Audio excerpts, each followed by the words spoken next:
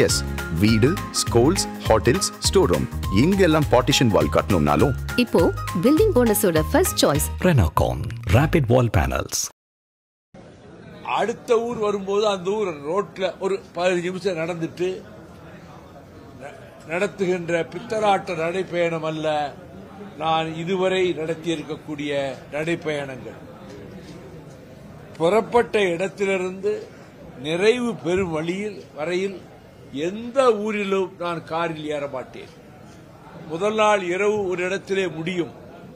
நாங்கள் தங்க வைக்கப்படுகின்ற மண்டபம் அதற்கு போற வழியிலேயே ஒரு 2 பர்லாங் தொலைவிலே இருக்கும்.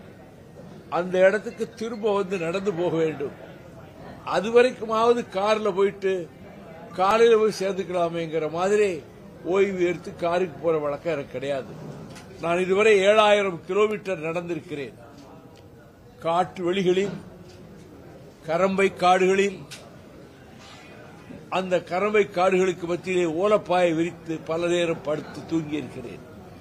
மிக களைப்பாக இருந்தால் சாலை ஓரத்தில் இருக்கக்கூடிய அந்த பாலத்தின் மீது ஒரு துண்டை விரித்து மத்தியான உச்சி வெயிலிலும் படுத்திருந்து தொடர்ந்து புறப்பட்டு போயிருக்கிறேன்.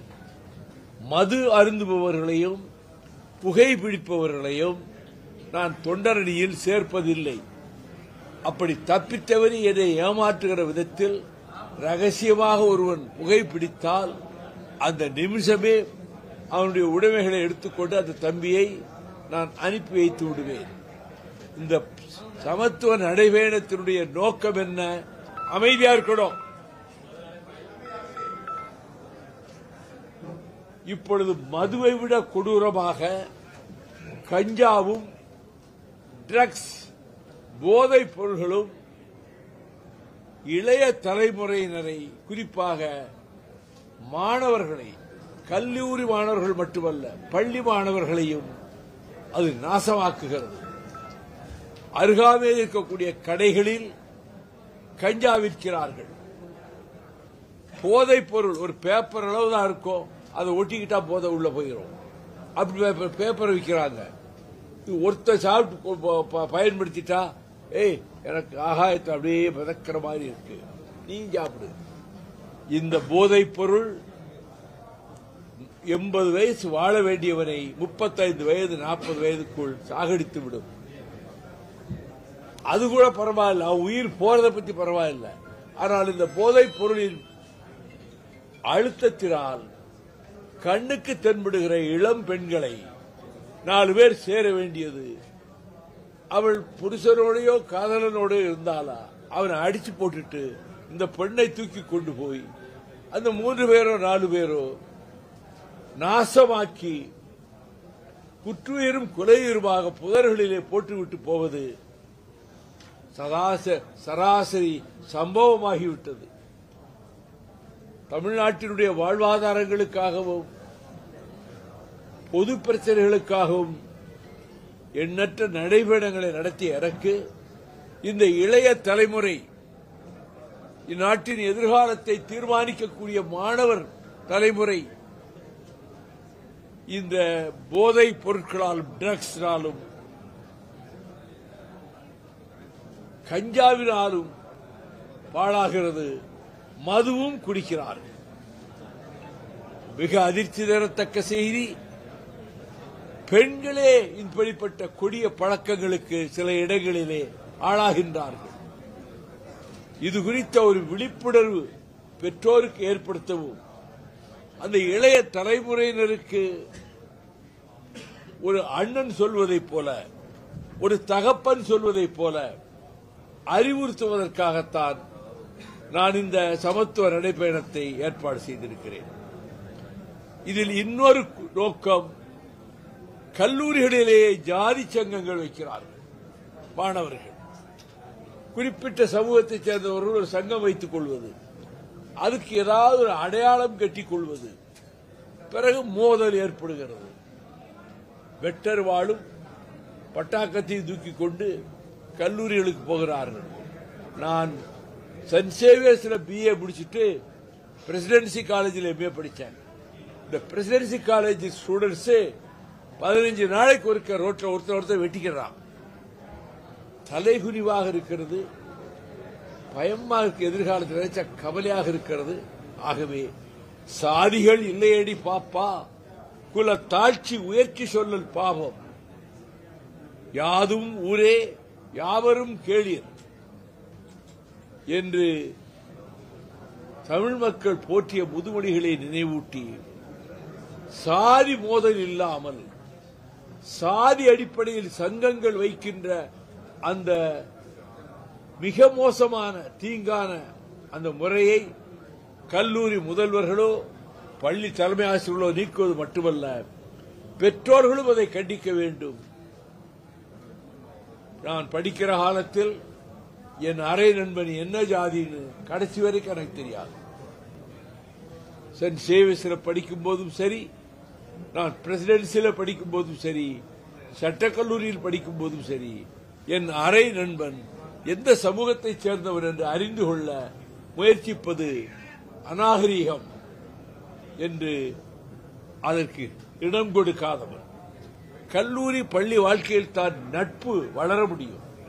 அந்த நட்பு எல்லா சமூகத்தைச் சேர்ந்தவர்களுக்கு மத்தியிலே அந்த நட்பு வளர வேண்டும். ஆகவே இந்த சாதிய மோதல்கள் வராமல் தடுக்க,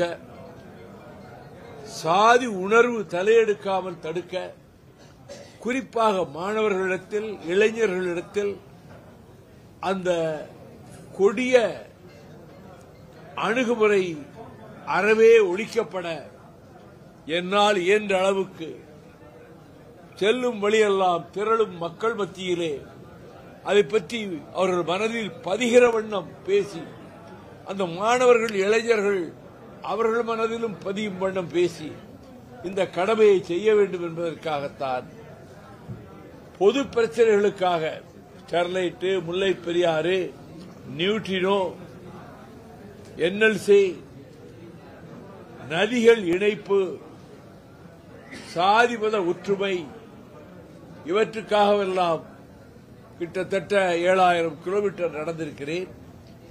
இப்பொழுது இந்த நடைபயணத்தில் இருக்கிற மகிழ்ச்சி என்னவென்றால், நேற்றைக்கு தெற்கு சீமையில் நெல்லை மண்டலத்தில் தேர்வு செய்தோம். 125 பேரை நேற்று தேர்வு செய்திருக்கிறோம். அது கலிங்கப்பட்டி இல்லத்திலேயே வைத்து நடந்தது. நான் கேள்விகளுக்கு பதில் சொல்லும் போதே இந்த தம்பி, இந்த பிள்ளை பொய் சொல்கிறாரா இல்லையா என்பதை நான் கண்டுபிடித்து விடுவேன். உண்மையை ஒத்துக்கொள்வார்கள். ஆக மது, போதை, கஞ்சா, போதைப் பொருள் இவை அடியோடு ஒழிக்கப்பட வேண்டும். அரசாங்கத்துக்கு சொல்லுவேன், காவல்துறைக்கு சொல்லுவேன், பெட்டிக்கடை முதல் அத்தனை அங்காடிகளிலும் சோதனை போடுங்கள். கஞ்சா இருக்கா, போதைப் பொருள் இருக்கா, அதற்கு மீறி அவன் பிடிபட்டா அதுக்கு உரிய பிரிவுகளை, புதிய சட்டத்தை வகுத்து ஒரு 5 வருஷமாக அவன் ஜெயிலுக்கு போடும். பயம் வரும். இந்த வருங்கால தலைமுறை பாதுகாக்கப்படும். அந்த வகையில் தான் இந்த நடைபயணத்தை வெற்றிகரமாக நடத்த முடியும் என்பதற்கு என்னுடைய சகாக்கள், துணை பொதுச் செயலாளர் இங்கே இருக்கிறார் ராஜேந்திரன், மாவட்ட செயலாளர்கள் இருக்கிறார்கள், எம்எல்ஏ இருக்கிறார். அவர்கள் இதற்கெல்லாம் ஏற்பாடு செய்கிறார்கள். நாங்கள் சாலையில் நடந்து போகிற போது கூட்ட நெரிசலால் ஒரு சிறு அசம்பாவிதம் கூட இத்தனை ஆண்டுகளில் நடந்ததில்லை. காரணம், ஒரு சாலையின் ஓரமாகவே 2 பேராக நடந்து செல்ல வேண்டுமே தவிர, நான் ஒரு 10 கேப்டர்கள் உருவாக்கி வைத்திருப்பேன். அவர்கள் சாலைக்கு குறுக்கே வரவிடாமல் தடுத்துவிட்டு போக்குவரத்து தாராளமாக நடக்கும். டிராபிக் போலீஸ் செய்யறதை விட எங்க டிராபிக் போலீஸ் பிரமாதமா ஒழுங்குபடுத்தி கொண்டு போவாங்க. மக்கள் ஆச்சரியப்பட்டாங்க, எவ்வளவு கட்டுப்பாடா போறாங்க. ஜனங்களுக்கு எந்த இடைஞ்சலும் இல்லை. பஸ் போகுது, கார் போகுது, போயிட்டு வந்துட்டு இருக்கு. அந்த முறையில் தான் போக்குவரத்தை ஒழுங்குபடுத்திக் கொண்டு செய்கிற அந்த வேலையும் செய்து கொண்டு சாலை ஓரத்திலேயே 2 பேராக போவோம். இதில் கலந்து கொள்ளாதவர்கள் பின்னால் வருவார்கள். கட்சி தோழர்கள், அனுதாபிகள், இதிலே நல்ல காரியம்தானே செய்கிறான் வைகோ என்ற எண்ணம் கொண்ட நன்மக்கள் வந்து நிறைய கூடுவாங்க. தாய்மார்கள் பிள்ளைகளுடைய எதிர்காலத்துக்காகத்தானே இவங்க நடக்கிறாங்க. அதோடு மதுவை ஒழிப்புக்கு 1200 கிலோமீட்டர் நடந்ததனால் அதனையும் நான் வற்புறுத்துவேன்.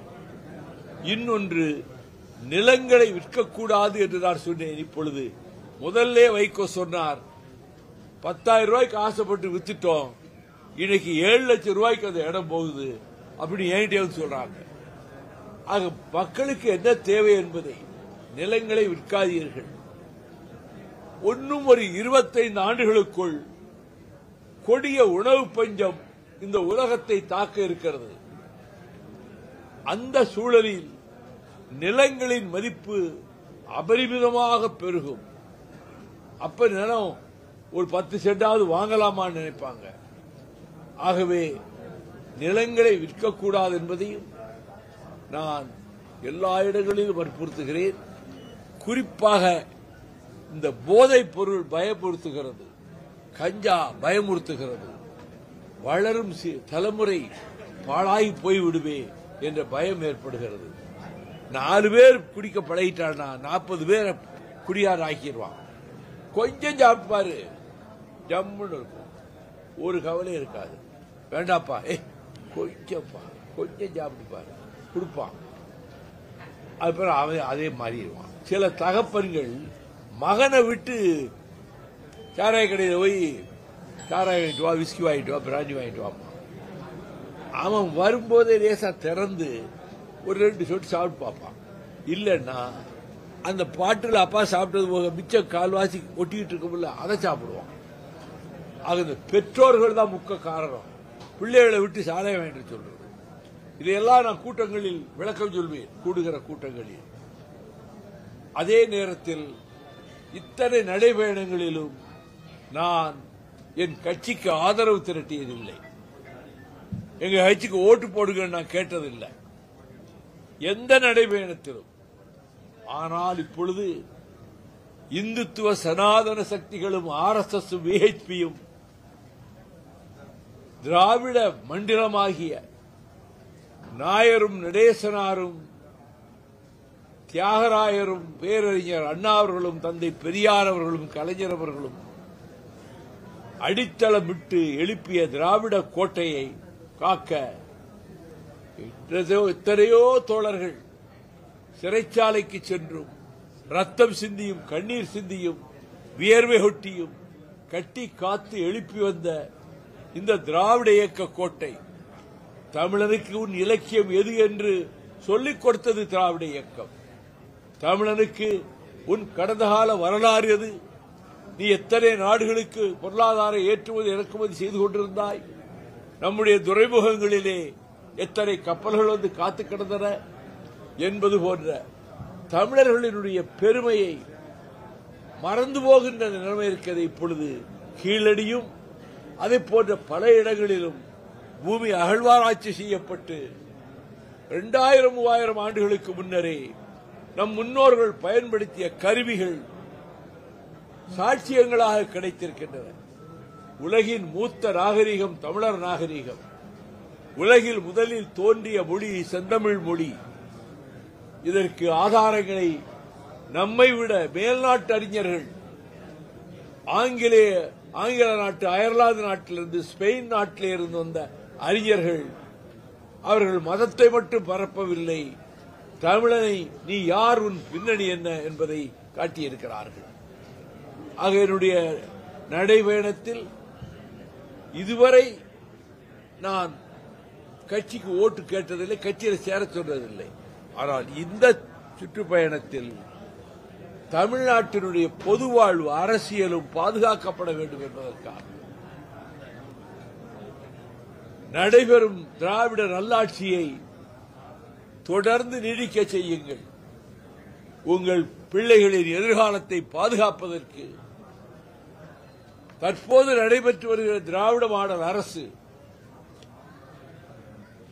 மாண்புமிகு தளபதி ஸ்டாலின் அவர்கள் தலைமையிலே நடைபெறுகிற அரசு, பிள்ளைகள், பள்ளி பிள்ளைகள், சின்னஞ்சிறு குழந்தைகள் நலனில் அக்கறை கொண்டு காலை சிற்றுண்டி முதல் வழங்குகிறார்கள். நீதி கட்சி காலத்திலே கொண்டு வரப்பட்ட மதிய உணவு திட்டம் பெருந்தலைவர் காமராஜர் அவர்கள் காலத்திலே அது விரிவாக்கப்பட்டு மதிய உணவு திட்டம் எல்லோரையும் சேர்ந்தடைந்து பின்னர் மக்கள் திலகம் எம்ஜிஆர் அவர்களும் அதை இன்னும் விரிவுபடுத்தி கலைஞர் ஆட்சியிலே அதை இன்னும் பெரிதுபடுத்தி இப்பொழுது தளபதி ஸ்டாலின் ஆட்சியில் பட்டினியோடு பிள்ளைகள் பள்ளிக்கூடத்துக்கு வரக்கூடாது என்று காலையிலே உணவு வழங்குகிற திட்டத்தையும் ஏற்பாடு செய்திருக்கிறார்கள். ஆகவே ஒரு 3-4 நிமிடம் நீங்கள் இன்னும் சில மாதங்களுக்கு பிறகு தேர்தலை சந்திக்க நேரிடும். இந்த தமிழ்நாட்டில் நடைபெறும் திராவிடர்கள் ஆட்சி தொடர ஆதரியுங்கள் என்பதையும் நான் ஒரு வேண்டுகோளாக வைப்பேன். பரிசீலியுங்கள் நான் சொல்வதை என்று நான் வைப்பேன். இந்த நடைபயணத்தில் ஒவ்வொரு தொண்டரணி, இளைஞரணி, மாணவரணி அவர்களுக்கு தொண்டரணிக்கு கருப்பு முழுக்கால் சட்டை, மேலே அதே கருப்பு, அதிலே அவர்களுக்கு ஒரு பேட்ஜ். இது என்ன நோக்கத்துக்கு போகுது பேட்ஜ்? தலையிலே தொப்பி, ஷூஸ், சாக்ஸ் எல்லாம் 2 செட்டு எல்லாரும் கொடுத்துருவோம். அவர்களுடைய பெயர் முகவரி மாவட்ட செயலாளர் வச்சிருப்பாரு. கூப்பிட்ட நேரத்தில் அவங்க வரணும். இன்னைக்கு ஒரு தலைவர் வராரு, ஒரு 25 பேரை வச்சோம்னா அவங்க வர சொல்லுவாங்க. அந்த முறையில் முதலாக திராவிட முன்னேற்ற கழகத்துக்கு தொண்டர் படையை அமைக்க வேண்டும் என்ற எண்ணம் ஏன் வந்தது தெரியுமா? 1982 கடைசியில் கரூருக்கு டாக்டர் கலைஞர் வந்தார் பொதுக்கூட்டத்துக்கு. இடித்து தள்ளி மேடை சரிந்து அவர் கீழே விழப்போனவரை தாங்கி பிடித்துக் கொண்டார்கள். அவர் அந்த மேடையில் சொன்னார், மார்க்சிஸ்ட் கம்யூனிஸ்ட் கட்சியினுடைய பாலசுப்ரமணியம் மறைவுக்கு நான் மலர் வளைய வைக்கப் போனேன். ஒரு நெரிசல் இல்லை. சிவப்பு வண்ண உடை அணிந்த செங்கொடி படை கொண்ட அந்த தொண்டர்கள், வாலண்டியர்ஸ் மார்க்சிஸ்ட் கட்சியில் ஒழுங்குபடுத்தி நான் ஒரு பரபரப்பு இல்லாம போய் மாற வச்சுட்டு வந்தேன். கட்டுப்பாடு அந்த தொண்டர்கள் ஏற்படுத்தி கொடுத்தாங்க. அதுபோல இவ்வளவு பெரிய மாபெரும் இயக்கமான திராவிட முன்னேற்ற கழகத்துக்கு என்று ஒரு தொண்டர் படை கூட இல்லையே என்று அந்த கரூர் பொதுக்கூட்டத்தில் அவர் பேசினார். அதனை அடுத்து கோவையிலே பொதுக்குழு நடந்தது. அந்த பொதுக்குழுவில் நான் எழுந்து சொன்னேன், கரூர் கூட்டத்தில் தலைவர் அவர்கள் வருத்தப்பட்டார்கள். நாமும் ஒரு தொண்டர் படையை உருவாக்குவோம், நானே அதை செய்கிறேன், அனுமதி தர வேண்டும் என்றேன். அப்பொழுதே கலைஞர் அவர்களும் அண்ணன் பேராசிரியர் அவர்களும் நீயே முதலில் அதை தொடங்கு என்று சொன்ன பிறகு நான் திருநெல்வேலி மாவட்டத்தில் இதுபோல 8 சென்டர்ல இன்டர்வியூ நடத்தி 1500 இளைஞர்களை இன்டர்வியூலே கேள்விகள் கேட்டு பதில் வாங்கி 330 பேரை தேர்ந்தெடுத்தேன். அந்த 330 பேருக்கும் சீருடை கொடுத்து 83ஆம் வருடம் அண்ணா பிறந்தநாள் விழாவுக்கு முதலாக கலைஞர் அவர்கள் சென்னையை விட்டு எங்கேயும் போய் பிறந்தநாள் விழா கொண்டாடினது கிடையாது. அண்ணா பிறந்தநாள் விழாவை முதலாக நெல்லையில் அதை நடத்தி அதற்கு முன்பே தொண்டரணிக்கு எம்ஜிஆர் செய்து விட்டார். விடுதலை புலிகளை போற நோக்கத்தோட இதை ஆரம்பிக்கிறான் என்று சொல்லி தடை விதித்து விட்டார். கலெக்டர், எஸ்பி என்னை கூப்பிட்டு இந்த ட்ரைனிங் எல்லாம் கொடுத்துக்கிட்டு ஒரு மண்டபத்தில் அதை ஸ்டாப் பண்ணணும், மேலிருந்து எங்களுக்கு உத்தரவு, கலைஞ்சு போயிடணும்னாரு. நான் 1 மணி நேரம் கழிச்சு வந்து சொல்றேன், எஸ்பி கலெக்டர் சொல்லிட்டு என் நண்பன் குட்டி சம்பரம், சண்முக சம்பரம் வீட்டில இருந்து லைட்னிங் கால் போட்டேன். அப்ப எல்லாம் எஸ்டிடி கிடையாது, இந்த செல்போன் கிடையாது. கலைஞருக்கு போட்டேன். நாங்க ட்ரைனிங் கொடுத்துக்கிட்டு இருக்கிறேன். நான் தொண்டர் படைக்கு முன்னாள் ராணுவ வீரர்கள் 7 பேர் வந்து ட்ரைனிங் கொடுத்துக்கிட்டு இருக்காங்க. இப்ப கலெக்டர், எஸ்பியும் கலைக்க சொல்றாங்க. நான் என்ன செய்யன்னு கேட்டேன். தொடர்ந்து நாங்கள் தொண்டர் படைக்கு பயிற்சி அணிவகுப்பு கொடுக்கத்தான் செய்வோம், பயிற்சி கொடுக்கத்தான் செய்வோம். அப்படி நீங்கள் கைது செய்தால் கலைஞரே இங்க வருவார், தொண்டர்களை அழைத்து பயிற்சி கொடுப்பார்னு நீ பேட்டி கொடுனார். நான் தினகரன் ஜெயபாண்டியனுக்கு லைட்னிங் கால் போட்டேன். நான் சொல்ல ஆரம்பிப்பதற்குள் இப்பொழுதுதான் கலைஞர் அவர்கள் சொல்லி முடித்தார். எவ்வளவு பாஸ்டா கலைஞர் ஒர்க் பண்றார் பாருங்க. இப்பொழுதுதான் சொல்லி முடித்தார். வைகோ சொல்றத அப்படியே 8 காலம் போடுங்க. நான் உடனே எஸ்பி கலெக்டர் போய் கலைக்கிறேன்னு சொல்லல. எல்லாம் படுத்து தூங்கிட்டு இருந்தாங்க. மணி 11 ஆயிருச்சு. எழுப்புன எல்லாம் ட்ரெஸ்ஸை மாட்டுங்க, யூனிஃபார்ம், ட்ரெயினிங்க்கு ஒரு யூனிஃபார்ம் ட்ரெஸ்ஸை மாட்டுங்க. மண்டபத்துக்கு பின்னாடி உள்ள கிரவுண்ட்ல பயிற்சி, இடம் வலம் இடம் வலம், லெப்ட் ரைட்டுக்கு போட்டுக்கிட்டு இருந்தோம். டிஎஸ்பி ஒரு 10 போலீஸ் வேற வெளியே நிப்பாட்டிக்கிட்டு டிஐஜி எஸ்பி எல்லாம் இருக்க டிஎஸ்பி உள்ள வந்தார், மண்டபத்துக்குள்ள வந்தார். நீங்க எங்க வந்தீங்கன்னு கேட்டேன். இந்த பயிற்சி கொடுக்க கூடாது, தடுக்க வந்தோம்னாரு. என்கிட்ட அனுமதி கேட்டுத்தாரு மண்டபத்துக்குள்ள நுழையணும். கெட் அவுட், வெளியே போங்க. என்ன சார் இப்படி சொல்றீங்க? என்கிட்ட 330 பேர் இருக்கான், லேசல் நினைச்சிடாங்க, நீங்க வெளியே போங்க. நான் வந்து எஸ்பி ஐஜிட்ட நான் பேசிக்கிறேன், டிஐஜிட்ட பேசிக்கிறேன். இந்த பையங்களை நீங்க தொடர்ந்து ட்ரைனிங் கொடுங்க. முன்னாள் கடற்படை வீரர் சிங்கப்புலி பாண்டியன் உட்பட அவங்க உள்ள இருந்து அதை கொடுத்துக்கிட்டே இருந்தாங்க. விடிய போகுது. அதுக்கு முன்னாடி சார் நிறுத்திட்டு எல்லாரையும் வாங்க கைது பண்ணி இருக்கோம் அப்படின்னா, அதெல்லாம் இப்ப முடியாது, ட்ரைனிங் முடிய இன்னும் 3/4 மணி நேரம் ஆகும் அப்படின்னு. சார் பிடிவாதம் பண்ணாதீங்க, எல்லாரும் அரெஸ்ட் பண்றோம். சரி, அரெஸ்டுக்கு ஒத்துக்கிறேன். இந்த ஒரு வேலையை நாங்க ஏற மாட்டோம் சார், ஏறித்தான் ஆகணும், இல்லைன்னா உங்களை பலாத்காரமா இந்த வேன்ல ஏற்றி கொண்டு போவோம். மிஸ்டர் டிஐஜி, இந்த 330 பேர்ல 180 பேருக்கு என்சிசி ட்ரைனிங் இருந்து வந்தவன், துப்பாக்கி சுட தெரியும் அவனுக்கு. நீங்க எங்களை சுத்தி பிடிச்சி அரெஸ்ட் பண்ணா பாதி துப்பாக்கி எங்கால் பிடுங்குவான். இப்படியெல்லாம் இப்ப பேசுறா ரவுடி பையன் சொல்லி பேப்பர் டிவியில போட்டுருவாங்க. நான் சொன்னது சொல்றேன், துப்பாக்கி பிடுங்குவான். எங்களை லேசில் நீங்க அரெஸ்ட் பண்ண முடியாது, ரத்த களை நடக்கும். விடிய விடிய தூங்கலே ஐஜிக்கு போட்டாங்க. இப்படி சொல்றாரு அவர். அவன் இஷ்டப்படியே விட்டுருங்க, வேன்ல ஏத்தாம நடத்தி கொண்டு போங்க. 3 பேரா இருந்தேன். நான் முன்னால, மாவட்ட செயலாளர் லக்ஷ்மணியன் பக்கத்துல, மஸ்தாரின் பக்கத்துல, மற்றவங்க தொடர 3 பேரா முழக்க விட்டுக்கொண்டே கோர்ட் வரைக்கும் போறோம். அங்கிருந்து ரிமாண்ட் பண்ணாங்க. ஜெயில உடனே அடைச்சாங்க, பாளையங்கோட்டை ஜெயில. சூப்பர் கிட்ட சொல்லிட்டேன், நான் இங்க உள்ளேயும் ட்ரைனிங் கொடுப்பேன், விவகாரம் பண்ணாங்க. நல்ல ஜெயில் சாப்பாடு, அது வரைக்கும் எங்க சொந்த செலவுல நாங்க செலவழிச்சு மண்டபத்தில் சாப்பாடு. இப்ப சர்க்கார் தயவுல 3 நேர சாப்பாடு, காலையிலையும் சாயங்காலமும். ஜெயிலுக்குள்ளே ட்ரைனிங் கொடுத்து குறிப்பிட்ட 15-12 நாள் கழிச்சு பெயில வெளியெடுத்து, கலைஞர் வரும்போது செப்டம்பர் 15 அண்ணா சில பக்கத்தில் மேடை போட்டு அவரை நிக்க சொல்லி பிளட்டூனா வந்து சல்யூட் வச்சுட்டு போறாங்க. கலைஞர் சென்னை சென்று முரசொலியில் நெஞ்சு நிற்கும் நெல்லை, இதை பிற மாவட்டங்கள் பின்பற்ற வேண்டும் சொன்னார். கரூர் மாவட்டத்தில் போய் தொண்டரணி செலக்ட் பண்ணி, திருச்சி மாவட்டத்தில் போய் செலக்ட் பண்ணி, கோவை மாவட்டத்தில் போய் நானே தான் இன்டர்வியூ பண்ணுவேன் பண்ணி மறுமலர்ச்சி திமுகவுக்கு தொண்டர் படையை அமைத்து கொடுத்தேன்.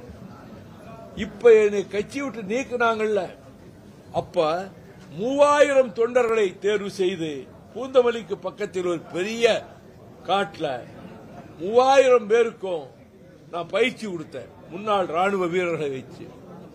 எங்கள் எழுச்சி பேரணி சாயங்காலம் 3:30 மணிக்கு தொடங்கி மறுநாள் விடியற்காலை 6 மணிக்கு முடிஞ்சது. ஒரு சிறு அசம்பாவிதம் கிடையாது. லட்சக்கணக்கான மக்கள் தமிழ்நாட்டிலிருந்து இதுவரைக்கும் சென்னை மாநகர வரலாற்றில் எந்த கட்சிக்கும் அப்படி ஒரு பேரணி நடந்ததில்லை. ஆயிரக்கணக்கான லாரிகள், ஒரு லாரியில 70 பேர் 80 பேர். அந்த எழுச்சி பேரணியை ஒழுங்குபடுத்துகிற போது லட்சக்கணக்கில் வந்த மக்களில் ஒரு குழந்தையோ பெண் ஒரு தாயோ கீழே விழுந்ததாகவோ நெரிசல்ல மிதிபட்டதாகவோ இல்ல. காரணம், மிலிட்டரி டிசிப்ளின்ல ஒழுங்குபடுத்தி கொண்டு போறோம். குடிக்க தண்ணீர், ஆம்புலன்ஸ்கள் தயாராக, மருந்துகள் வைத்திருக்கிற வேன்கள் தனியாக எல்லாம் வச்சுதான் அந்த எழுச்சி பேரை நடத்தணும். எல்லா நடைபயணமும் அப்படிதான் நடத்தணும். இப்ப இந்த நடைபயணமும் போக்குவரத்துக்கு இடையூறு இல்லாமல் 2 பேராக வருவார்கள். 12ஆம் தேதி மதுரை வந்து சேருவார்கள். எந்த இடத்திலே நிறைவு கூட்டம் என்பதை சட்டமன்ற உறுப்பினர் பூமிநாதனும் மாவட்ட செயலாளர்கள் முனியசாமி, ஜெயராமன், மார்நாடு உள்ளிட்டவர்களும் தொண்டரணி செயலாளர் பாஸ்கர் சேதுபதியும் துணை பொதுச் செயலாளர் ராஜேந்திரனும் இடத்தை தேர்வு செய்வார்கள். எங்கள் நடைப்பயணம் என்பது சமூக முன்னேற்றத்திற்காகவும் சாதிமத பூசல் எதிர்காலத்தில் இல்லாமல் கல்லூரி பள்ளிகளில் சாதி சங்கங்கள் அமைக்க விடாமல் தடுப்பதற்காகவும் போதைப் பொருள் குடிப்பழக்கம் இவற்றில் இளைய தலைமுறை சிக்கிவிடாமலும் தடுப்பதற்காக இந்த தூய நோக்கத்தோடு இந்த நடைப்பயணம் அமைக்கப்பட்டிருக்கிறது. நானே தேர்வு செய்கிறேன். என் மனதுக்கு நிறைவளித்தால் தான் அவரை செலக்ட் பண்ணுவேன். கேட்கிற கேள்விக்கு சொல்ற பதிலேயே உண்மையா பொய்யான்னு நான் கண்டுபிடிச்சுக்கிடுவேன். ஆகவே இதை சிறப்பாக செய்ய எங்க மாவட்ட செயலாளர்கள் அதுக்கான கொஸ்டினர் படிவம் அடிச்சிருக்காங்க. நிறைய ஆர்வம் வராங்க. நேற்று 200 பேர் வந்ததுல 125 பேரை நான் செலக்ட் பண்ணியிருக்கேன் நெல்லையில. இன்று மதுரை, நாளை திருச்சி, நாளை மறுநாள் கோயம்புத்தூர், அதற்கு மறுநாள் திருவண்ணாமலை, அதற்கு மறுநாள் கடலூர், அதற்கு மறுநாள் தலைநகர் சென்னை. 7 மாவட்டம் 8 மாவட்டத்தை சேர்த்து ஒரு மையம் வச்சிருக்கிறோம். இதை சிறப்பாக நாங்கள் தயார்படுத்திக் கொண்டிருக்கிறோம். இதனால் நல்ல ஒழுக்கமுள்ள இளைஞர்களையும் அதே நேரத்தில் தமிழ்நாட்டு மக்களுக்கு ஒரு பாதுகாப்பையும் ஏற்படுத்துவதற்காக இந்த நடைபயணத்தை தொடங்குகிறோம். தொடங்கி வைக்க இருப்பவர் தமிழ்நாட்டினுடைய முதலமைச்சர், என் பாசமிக்க சகோதரர் மாண்புமிகு தளபதி ஸ்டாலின் அவர்கள் தொடங்கி வைக்கிறார்கள். நிறைவு நிகழ்ச்சியில் பேசுவதற்கு கவிப்பேரரசு வைரமுத்தவர்களையும் அழைத்திருக்கிறேன். மற்ற கட்சி தலைவர்கள் எல்லாம் திருச்சியிலும் ஆங்காங்கு நாங்கள் சர்வீஸ் ரோட்ல போய் தான் ஊருக்குள்ள போவோம். பணம் மாறை திண்டுக்கல் சொன்னா கட்சி தலைவர்கள் இந்திய கம்யூனிஸ்ட், மார்க்சிஸ்ட் கம்யூனிஸ்ட் கட்சி, விடுதலை சிறுத்தைகள் கட்சி, காங்கிரஸ் கட்சி, வாழ்வுரிமை கட்சி, மனிதநேய மக்கள் கட்சி, அதுபோல கொங்கு நாடு மக்கள் கட்சி, இப்படிப்பட்ட கட்சிகளின் தலைவர்கள் ஆங்காங்கு வந்து கலந்து கொண்டு வாழ்த்த இருக்கிறார்கள். இதை ஒரு தமிழகத்தின் நலனுக்காகவே. என்னுடைய பொதுவாழ்வுக்கு வயது 61, என்னுடைய உண்மையான வயது 82. 61 வருஷம் பப்ளிக் லைஃப்ல இருந்திருக்கிறேன். 5.5 வருஷம் ஜெயிலில் இருந்திருக்கிறேன். 7000 கிலோமீட்டர் நடந்திருக்கிறேன். தமிழகத்தை வார்ப்பிப்பதற்காக, தமிழக வாழ்வாதாரங்களை காப்பதற்காக ஸ்டெர்லைட்டை ஒழித்து கட்டினோம், நீட்டினோவை தடுத்து நிறுத்தினோம், பென்னிக்குக் அணையை பாதுகாத்துக் கொடுத்தோம். இவையெல்லாம் தமிழ்நாட்டினுடைய முன்னேற்றத்திற்காக நான் செய்தது. அது செய்திகள் எல்லாம் அதிகமாக வராது. மாலை நேர விவாதங்களிலே இதை பற்றி யாரும் பேசுவதும் கிடையாது. அவர்கள் எங்களை பொருட்டாகவே எடுத்துக் கொள்வது கிடையாது. நான் அதை பொருட்டாக கருதுவதும் கிடையாது. என்னோடு இருக்கக்கூடிய தோழர்கள் ஸ்பார்ட்டா வீரர்களை போன்றவர்கள். எந்த பலனும் எதிர்பாராமல் 31 ஆண்டுகளாக என்னோடு பயணிக்கிறார்கள். அப்படி ஒரு அடர்த்தியான திராவிட இயக்கம், கொள்கை பிடிப்பு நீர்த்து போகாத திராவிட இயக்கம் மறுமலர்ச்சி திராவிட முன்னேற்ற கழகம். அது இவ்வளவு ஆர்வத்தோடு இளைஞர்கள் வருவதைக் கண்டு நான் நம்பிக்கையோடு இருக்கிறேன். இப்படிப்பட்ட சகோதரர்கள் என் காலத்துக்கு பின்னரும் இந்த கட்சியை நடத்தி செல்வார்கள். நான் அரசியல் பேச வரவில்லை. என் பேச்சை பதிவு செய்ய முடிந்தால் பதிவு செய்து கொள்ளுங்கள்.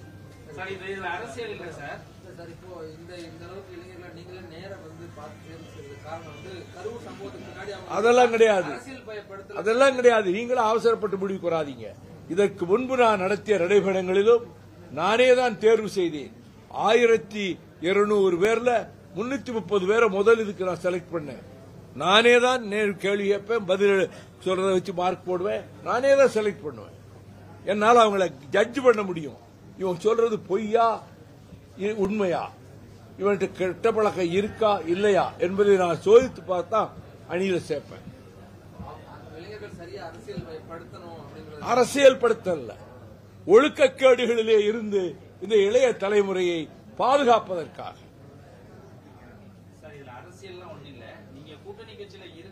நீங்க கேட்கிற கேள்விக்கு பதில் சொல்ல நான் தயாராக இல்லை. உங்களுக்கு விருப்பம் இருந்தால் நான் சொன்ன செய்தியை எதை போட முடியுமோ போட்டுக்கொள்ளுங்கள். மற்றபடி என்ட்ரி பார்த்தா எந்த கல்யாண வீட்டுக்கு வந்தா என்ட்ரி கேட்டாலும் கேள்விக்கு பதில் சொல்லத்தான் செய்யறேன். அரசியல் கேள்வியா பதில் சொல்லுவேன். இது தொண்டரணி, இளைஞரணி, மாணவரணி 3 அணிகளுக்கும் தேர்வு செய்யக்கூடிய ஒரு நிகழ்ச்சி. இதில் எங்களுடைய தேர்வு நடக்கிறது. இதை பார்த்தீர்கள். உங்கள் மனதிலே நாங்கள் செய்வது நியாயமாகப்பட்டால், நல்ல நோக்கத்தோடு செய்கிறான் பட்டால், எத்தனை நடைபெறுவதற்கு ஒருவன் மயங்கி கீழே விழுந்திருப்பானா, ஒருத்தன் உடம்பு சரியில்லை விழுந்திருப்பானா, அவ்வளவுக்கு உரிய பாதுகாப்பை செய்து நான் நடத்திட்டு வந்தேன். யாருக்கும் பொதுமக்களுக்கு எங்கேயாவது இடைஞ்சல் உண்டா, பாதுகாப்பு தான் இருந்தது. டிராபிக்கை நாங்க தான் ஒழுங்குபடுத்தி கொண்டு போனோம். ஆகவே அந்த நடைபயணங்கள் முத்திரை பதித்தவை. அதே மாதிரிதான் இப்பயும் செய்வேன். நீங்க வரலன்னாலும் நான் கவலைப்பட போறதில்லை. உங்களை நான் பிரஸ் வந்து பார்க்கணும்னு கூட்டணும். இங்க பாருங்க, விதண்டாவாதமான கேள்விகளுக்கு வைகோவிடம் பதில் கிடைக்காது.